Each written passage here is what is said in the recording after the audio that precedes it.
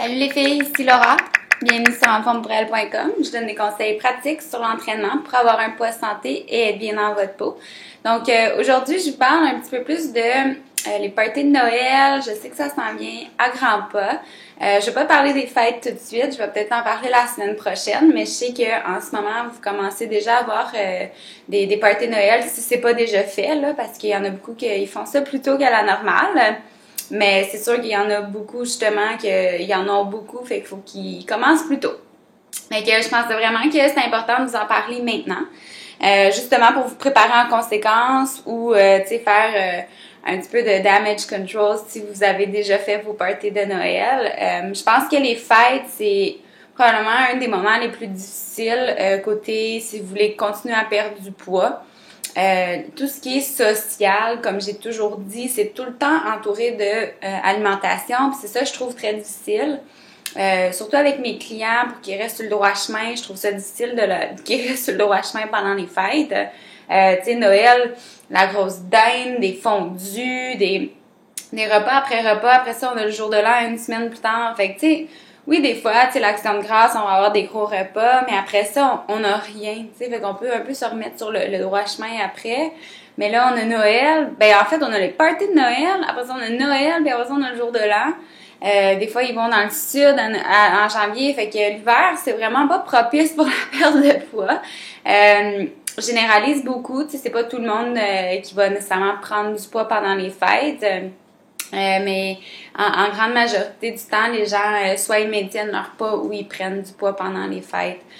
Surtout des personnes que, tu sais, ils se disent, bon, mais ils se préparent pour Noël, tu sais, je veux vraiment avoir perdu du poids d'ici Noël, puis je veux que ma famille fasse wow, mais qu'est-ce qui va arriver quand que ta famille va faire wow, tu vas être content de la célébration, l'alcool, yes sûr, j'ai perdu mon poids. Hein, le poids va revenir, là, c'est un cercle vicieux. Fait que moi, dans le fond, je veux vraiment vous aider avec tout ça. Je sais que c'est pas évident, puis je suis pas là, tu sais, c'est sûr que c'est facilement dit, mais de le faire, c'est différent. Moi, je suis la première à vous le dire que, tu sais, pendant les fêtes, j'en profite, mais je suis capable de me contrôler. Je sais, tu sais, j'ai plusieurs soupers de Noël. Mes parents sont séparés, donc j'ai la mère, le père. Après ça, j'ai la famille à mon copain qui est à Québec. Puis après ça, je reviens avec la famille à mon copain ici. Fait que ça l'arrête vraiment jamais. Donc, je vais un peu vous en parler en ce moment. Donc, party de Noël, qu'est-ce que c'est? Ben, c'est sûr que ça peut être des soupers, il y a des buffets, dépendamment, tu sais, c'est quoi. Normalement, c'est une célébration avec des gens que vous côtoyez à tous les jours au travail. Donc, c'est sûr que c'est dans une ambiance plus mollo. On a le stress, moins de stress du travail, fait que ça sent bien, l'alcool, etc. C'est correct, tu sais, je veux dire, moi, faut en profiter de temps en temps. Mais je vous dirais, votre pire ennemi pendant les fêtes, c'est honnêtement l'alcool.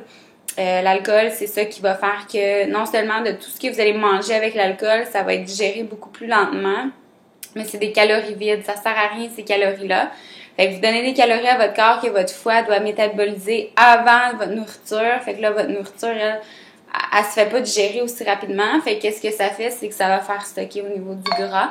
Donc, elle va être moins utilisée pour l'énergie, justement. Donc, dans le fond, pour moi, le premier conseil dans ma première capsule, c'est modérer beaucoup l'alcool. Choisissez des types.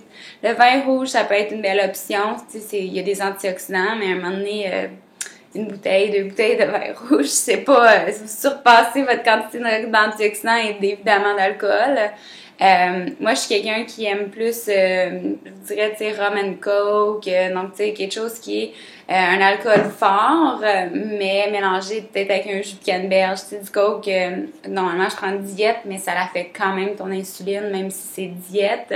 Donc, faut vraiment faire attention à ça, les chocolats, les desserts, etc. Fait que je vais vous aider un petit peu plus dans la deuxième capsule. Vous donner des trucs sans que vous ayez l'air à amener vos repas puis que vous soyez super antisociable, là. Il y a des bons trucs pour vous. Donc, sur ce, je vais vous voir dans 2 petites secondes. À tout de suite.